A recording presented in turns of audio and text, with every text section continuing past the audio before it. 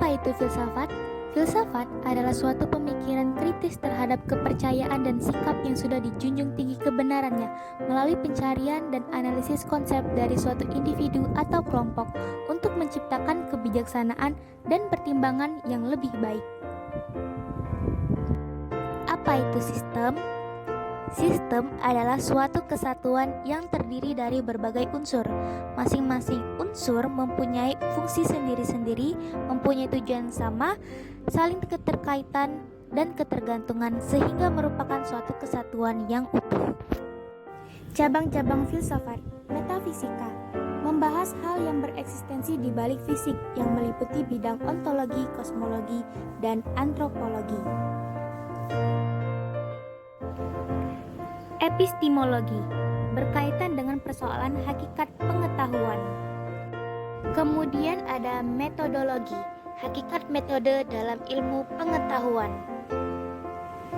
Kemudian ada logika yang berkaitan dengan persoalan filsafat berpikir, yaitu rumus-rumus dan dalil-dalil berpikir yang benar.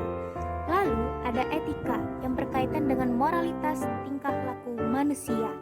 Kemudian ada yang namanya estetika berkaitan dengan persoalan hakikat keindahan. Rumusan sila-sila Pancasila sebagai suatu sistem. Pancasila yang terdiri atas 5 sila pada hakikatnya merupakan suatu sistem filsafat. Berikut adalah ciri-ciri dari sistem. Suatu kesatuan dari bagian-bagian. Bagian-bagian tersebut mempunyai fungsi sendiri-sendiri. Kesemuanya dimaksud untuk mencapai suatu tujuan bersama, yaitu tujuan sistem. Susunan sila-sila Pancasila yang bersifat organis. Isi sila-sila Pancasila pada hakikatnya merupakan suatu kesatuan peradaban. Dalam arti, setiap sila merupakan unsur atau bagian yang mutlak dari suatu kesatuan Pancasila.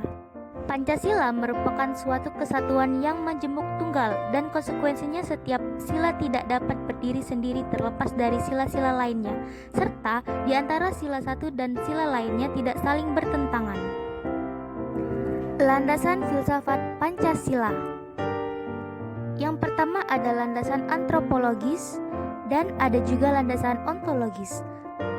Landasan antropologis yaitu Pancasila pada hakikatnya adalah manusia yang mempunyai hakikat mutlak monopluralis, sehingga hakikat dasar ini juga disebut sebagai dasar antropologis.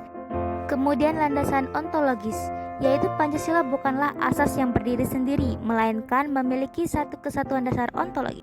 Jadi, yang melandasi proses pencarian dan penggalian Pancasila adalah hasil berpikir manusia Indonesia, dan sumber pengetahuan Pancasila adalah nilai-nilai adat istiadat serta kebudayaan yang ada pada bangsa Indonesia sendiri.